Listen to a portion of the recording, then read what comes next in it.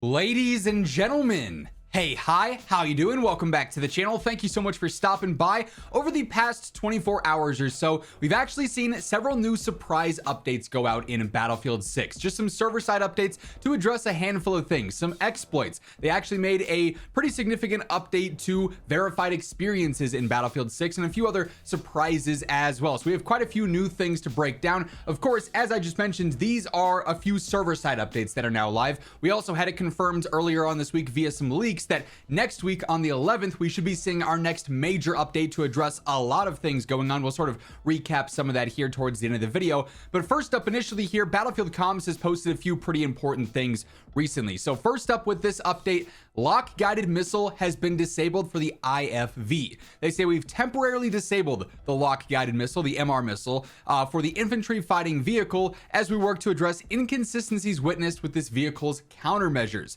This change is live and will apply it from your next match onward. We're aiming to have this issue resolved in an update next week. So this again confirms we've got a major update coming next week. But for those trying to avoid the lock guided missile cheese going on right now, you can do so now. This is live for everyone, of course, so you have a little bit more leeway when it comes to flying around, and hopefully you won't be getting taken out by rockets instantaneously now, or missiles right away, as was going on when this was not disabled. There's a lot going on with laser designators, everything going on there. The anti-vehicle meta right now has some cheese and has some exploits, so hopefully we see several updates go out with this major update next week to address this, but one step in temporarily fixing this. We've also got this update, which is pretty big. So reintroducing bots to verified experiences. This has been a very interesting situation to see unfold. Obviously, the game launched, there were a ton of bot experiences in Portal, verified or otherwise. People were cheesing that for easy kills, easy challenge completion. Of course, now they've made a lot of challenges really easy, and even more challenge updates are coming presumably next week as well. But then they had to disable some bot stuff, and they took away a lot of the bot experiences, and now they're back, and it's like flip flop, flip flop. They're really doing a lot to keep this situation fluid and really see what works best, which I think is a good thing. You don't want to fully commit to one thing and it's like, oh, this isn't actually a better experience, but they're like, oh, we committed to it, we kind of got to stick with it. I like the fact that they're listening and adjusting based on feedback here, but they say, as mentioned in our update on community servers and Portal experiences post, we temporarily removed bots from verified experiences to support healthier matchmaking. They wanted more player versus player experiences, especially on the verified servers, and not players versus bots, just to get easy stuff done. And of course, they knocked down the XP stuff, progression, everything like that from killing bot players to begin with. Bots have now returned to Conquest, Breakthrough, and Rush. Here's what to expect with this option in the verified community experiences. Each game mode now supports up to 12 bots, so only 12 bots in one of these verified experiences. If bot backfill is enabled, matches require 8 players total to start, and then there will be up to 6 bots on each team. So it's not a situation where you can just have one player on your team, one player on the enemy team, even 2 versus 2, and then just fill it with a ton of bots. You got to have 8 players to start and then 6 bots on each team. If bot backfill is disabled, the match requires 20 players to start, so 10v10 there essentially. Bots do grant reduced XP while player XP remains at 100%, which is similar values to the other general multiplayer modes. So in this, if you're killing one of the 12 bots in the game, then yes, you're going to get less XP, but you're still getting some XP. It's just heavily reduced. And then if you kill real players, you're getting the normal amount of XP that you would otherwise if you're playing any standard mode in the game outside of a verified experience, of course.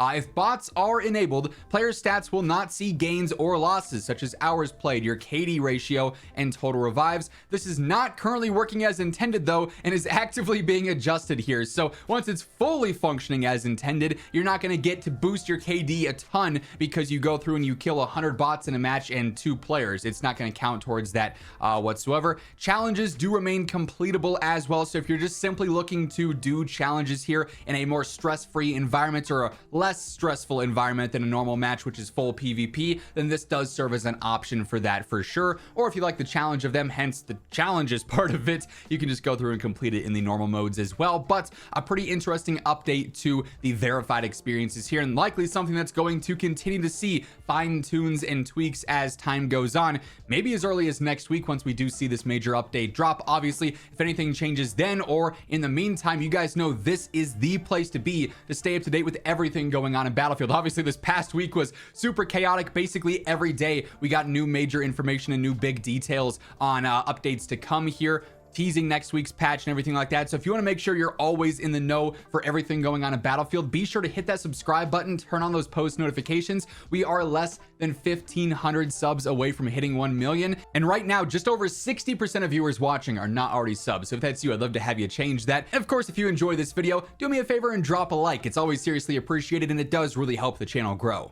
Next up here, Battlefield Bulletin has reported on a few updates. This one actually went completely under the radar earlier on this week, and then one that now has actually evolved a little bit in the last day or so. But recently, Battlefield Studios quietly added a new pulse level for danger close and in combat situations via the squad cam there, so you can have that information available to you in that squad cam, and you can sort of relay that. Obviously, I would hope the player's gonna know in combat is going on and they're actively in a situation, but danger close is also something you could always relay where needed. So that is a thing now that you might notice in game that was not mentioned anywhere really. Then this is a cool one, and certainly one that I'm sure a lot of players are going to want to take advantage of. Originally, it was kind of weird because earlier on this week it was posted just a day or so ago. The double XP was active for PlayStation players, double career XP and double hardware XP, but it was just PlayStation only. They do have an exclusivity contract this year with EA and with DICE, so PlayStation will oftentimes get some extra benefits like that. And at first I was like, oh, that's a bummer. I'm not going to get any double XP this weekend. But as of earlier today,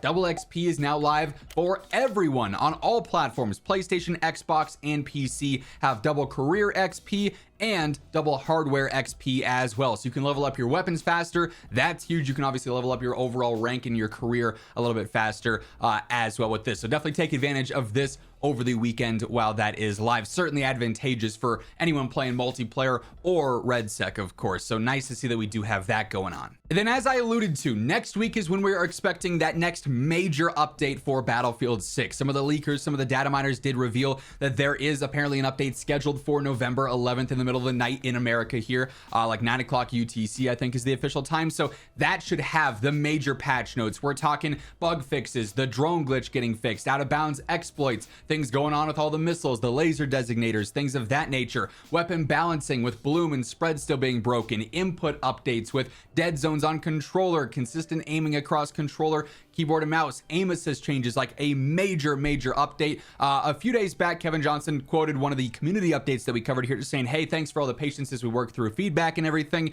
He was asked, hey, quick question, will future updates include changes to the actual assignment objectives? Recon 2 is a pain point for me and others that like to play CQC Spec Ops. Recon, that spec is perfect for us, but to unlock it, we need headshots over 150 meters. Kevin does mention, yes, there are changes that have already been rolled out because they were able to do the server side updates. So everything that we saw in that original challenge update from a few days back was all available server side, and we saw a bunch of changes because of that. Additional ones that require description changes do require a client update, hence why we've stated that there will be further updates over time. It's a commitment from us that we hear that feedback. So again, if you're wondering why, okay, this past week we've seen X amount of updates, temporarily disabling things, server side changes with some challenges, but then they're not addressing the elephants in the room, like the drone glitch with the sledgehammer, like the input problems on controller and keyboard and mouse. It's because that stuff required full actual title updates or a larger hardware update, which they have to go through a bunch of approvals with Sony, with Xbox, and actually get that stuff submitted, approved, and then scheduled out, and that can sometimes take multiple days to actually accomplish, unfortunately. So that's why the wait has been so long for some of these major changes and some of these major updates that we're all sitting here going, any day now would be really nice. But hopefully early next week we're going to see some big things resolved here, and of course we'll be covering those patch notes right as they surface. If they drop them earlier alongside the update itself, we'll be keeping an eye out for those, and we'll have a video up right as that stuff ends up surfacing. So stay tuned for that alongside everything else going on in the world of Battlefield by hitting that subscribe button. And of course, if you enjoyed this video, hit that like button on your way out as well. Much love to everyone who does take the time to do so. But once again, thank you so much for tuning in. And until next time, take it easy, have an awesome rest of your day, and I'll catch you later. Peace out.